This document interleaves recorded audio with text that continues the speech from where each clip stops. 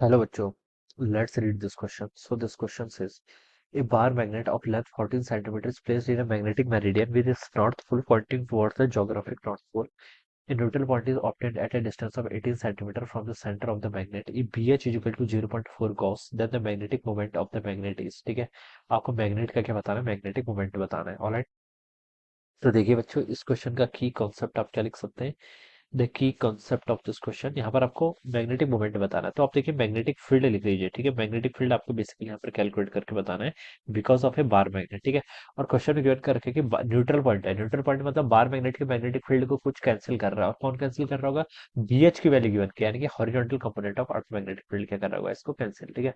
अब बोला ये bar magnet is plate in magnetic meridian, ये मान लीजिए आपकी मैग्नेटिक मेरिडियन है, ठीक है। This is a magnetic meridian, ठीक है। ये आपका कोई मैग्नेट है। मैग्नेटिक मेरिडियन वो होती है जहां पर आपका मैग्नेट, देखिए अगर हम इसको इस प्लेन में रखें तो जिस प्लेन में ये आपका रोटेट करेगा, मतलब जिस प्लेन में अपने आपको ओरिएंट करेगा, उसी प्लेन को मैग्नेटिक मेरिडियन बोलते हैं। Alright, bar magnet of length 14 centimetre, ठीक है। इस मैग्नेटिक मेरिडियन विद इस north pole pointing towards the geographic north, ठीक है। ये इसका नॉर्थ पोल है, मान लीजिए। नॉर्थ पोल को प्लस एम से रिप्रेजेंट करते हैं और साउथ को माइनस एम, ठीक है। ये ज्योग्राफिक नॉर्थ पोल की तरफ पॉइंट कर रहा है, तो इसका जो साउथ पोल होगा ज्योग्राफिक साउथ पोल की तरफ ऐसे करेगा, ठीक है। ये आपका ऑलराइट, ठीक है। ये आपको ऐसे गिवन कर रखा है। और क्या बोला गया, देखिए इसके बीच की इसकी जो ये आपकी 14 सेंटीमीटर के इक्वल इसकी लेंथ गिवन कर रखी है, ठीक है। ये आपको गिवन कर रखा है। और क्या बोला गया, ठीक हो गया। In neutral point is obtained at a distance of 18 centimetre from the centre of the magnet, ठीक है। सेंटर ऑफ द मैग्नेट से 18 सेंटीमीटर, यानी कि यहाँ पर कहीं होगा, ठीक है। ये आपका कोई पॉइंट है पी, ठीक है। ये आपका कितना, इसी डिस्टेंस भी आपको गिवन कर रहे हैं कितनी, 18 सेंटीमीटर पर न्यूट्रल पॉइंट है, ठीक है। देखिए बच्चों, मैग्नेट के कारण मैग्नेटिक फील्ड कैसा आएगा, इस प्लस एम के कारण देखिए ये डिस्टेंस आपके बहुत स्मॉल है, तो आप डायरेक्ट इक्वेटोरियल वाला फॉर्मूला तो यूज नहीं करेंगे, ठीक है, क्योंकि ये 14 सेंटीमीटर 18 सेंटीमीटर के कंपेरेबल है, ठीक है।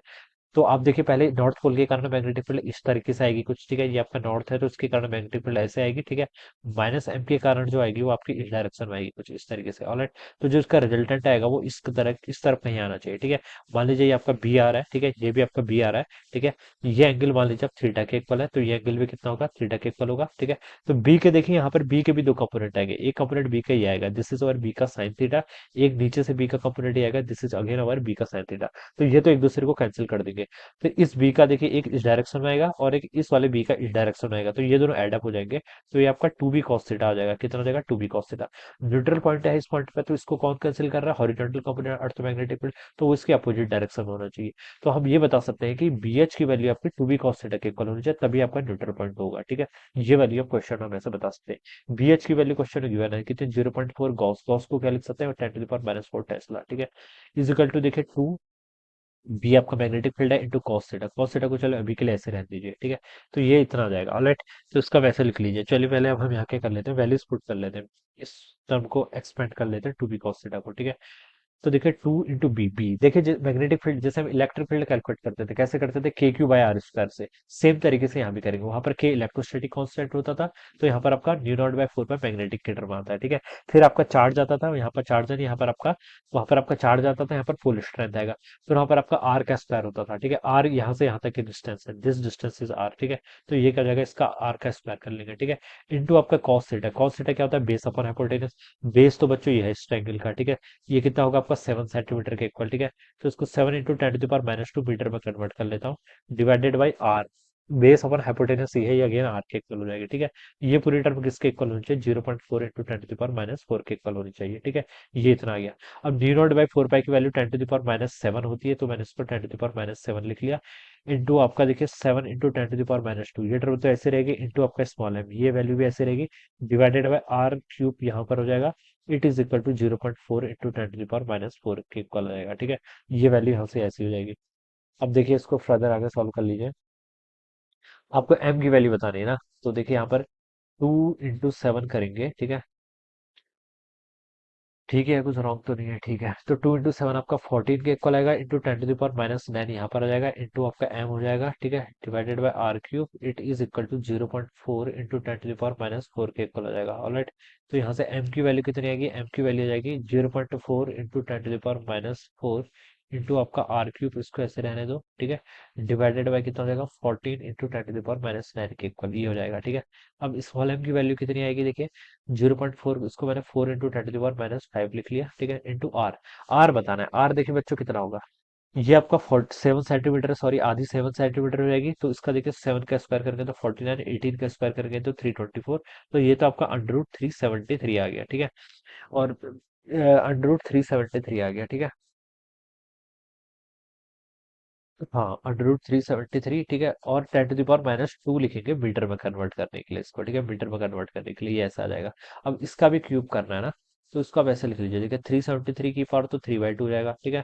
और 10⁻⁻2 का क्यूब करेंगे तो 10⁻⁻6 हो जाना चाहिए, ठीक है। तो ये टर्म यहाँ से इतनी हो जाएगी, ऑलराइट।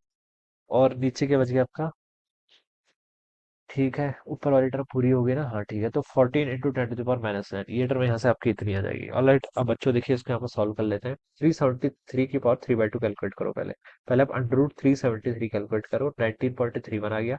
अब 19.31 को का क्यूब कैलकुलेट करेंगे तो देखिए बच्चों कितना आ रहा है।